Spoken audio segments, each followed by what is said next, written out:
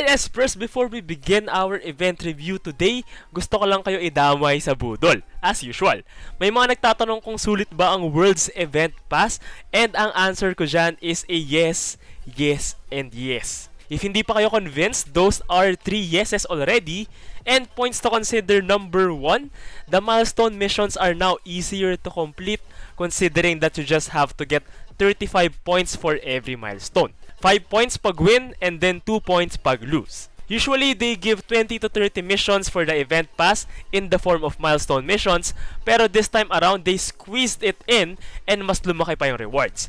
Double the prestige points and double the loot orbs if ever you've completed that 10 missions na lang.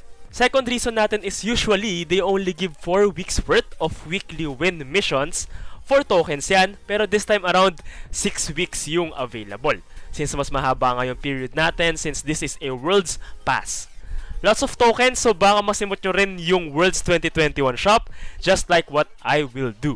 And then if you have the Battle Pass nga, you will get corresponding tokens after every matchmaking game.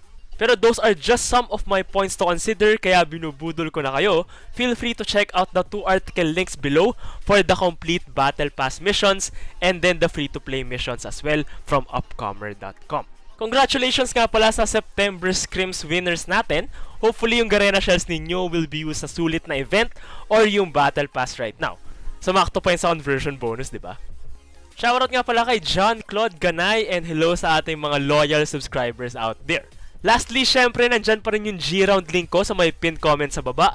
Feel free to register and complete your profile para naman matulungan nyo ako sa G-Streamer Challenge. Okay, for today, we have Dawnbringer deals, a refreshed event much like the springtime deals. The price for each item has been fluctuating coming from the previous events, pero for now we have 299, 699, and then 799 RP. First item is for the superior skins, second item is for the epic skins, and then lastly yung legendary skins naman. For me, this event would easily be an 8 out of 10 if they included the new legendary skins here, just like advertised, kasi yun yung team nung event, di ba? Dawnbringer. Pero ayun, the selection is until the Project Legendary skins muna. And then for the epic skins naman, umabot siya hanggang Arcana. Nasa may pinakadulo pa. And another twist is that you need to purchase the previous item before kayo makapag-proceed to the next one. What do I mean by that? To buy the second item, ang sabi dito, please buy the previous item first. And if you want the third item, meaning you already bought the first item and then the second item. There are 3 bonus rewards which you can choose from if ever you've tried this event out. Hindi yan random and makakapili kayo pag nabili nyo na to, each of the items. Pero yun lang actually yung premise ng event.